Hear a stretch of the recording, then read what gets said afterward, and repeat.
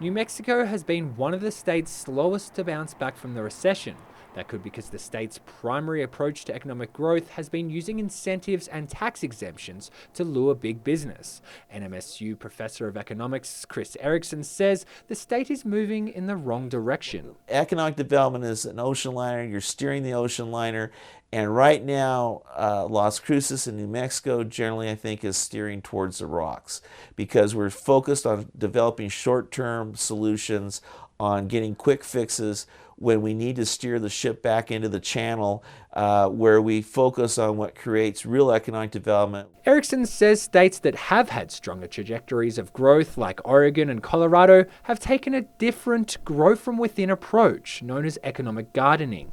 Instead of giving incentives to out-of-state businesses, assistance is geared to help local firms. The states also enhance infrastructure to make the region a more attractive place to live and do business. Grow-within type of policies which are aimed at helping businesses to grow. Then you have another set of policies that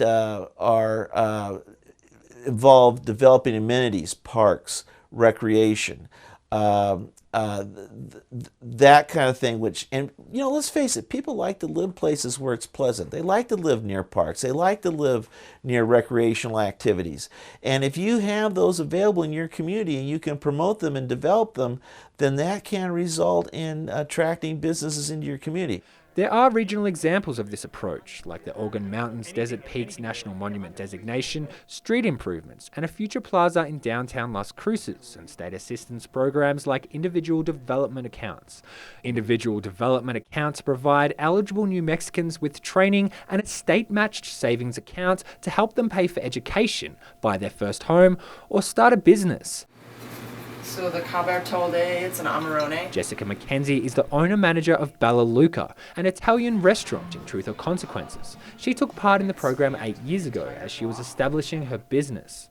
Every little bit helps, so it was worthwhile for us to do the classes and to go to the program and have the couple of extra grand to help us make the dream a reality. Mackenzie saved $1,000 and received 4 times that, $4,000 from the state. Mackenzie says she would have saved more if she could have, but the one-time matched savings program is capped at $4,000.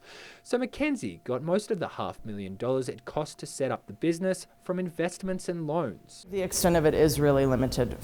I don't think there's very many businesses that could open for $5,000, and I think that the types of businesses that could open for just the $5,000, if that was what one was limited to as their opening budget, I don't think that there would be businesses with the staying power of, for example, my business, based on the fact that I had a great deal of other investment money to start my business. So yeah, I can only imagine if a young family were able to get $50,000 or something that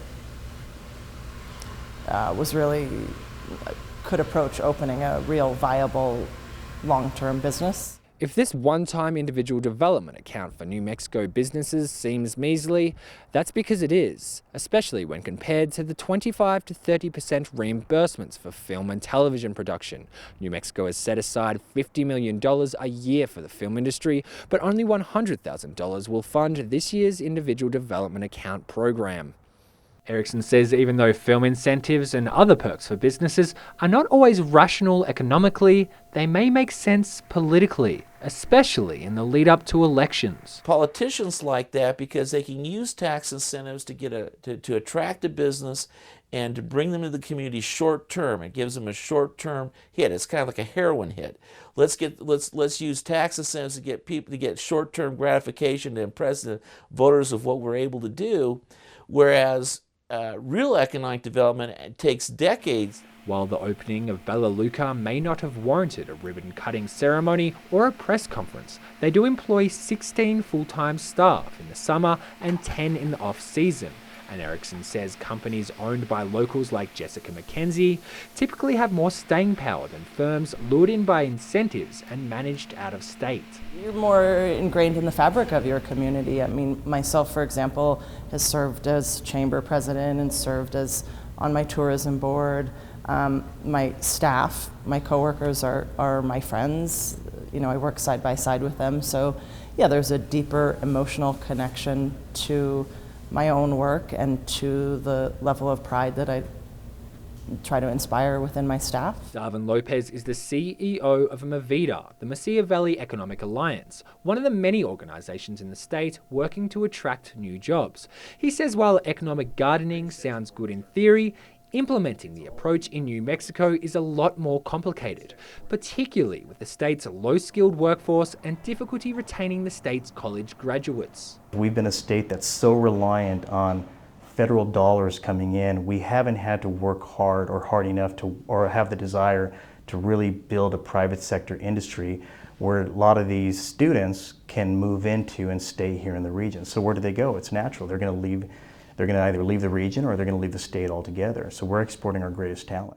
But Lopez says there does need to be more long-term investment in infrastructure, workforce development, and quality of life initiatives. However, he says those long-term efforts can be difficult because Movida's success is measured in the short term. For me, in my world, I'm asked to perform every year. We have to be positively performing every year, so I can't wait. Lopez says the region and state as a whole could benefit from a longer-term perspective in generating economic development. Whether that happens or not, Lopez says economic development boards will continue to leverage everything available to them to bring jobs to their regions, including all the business incentives and tax exemptions the state, cities and counties have to offer. For KRWG, I'm Simon Thompson.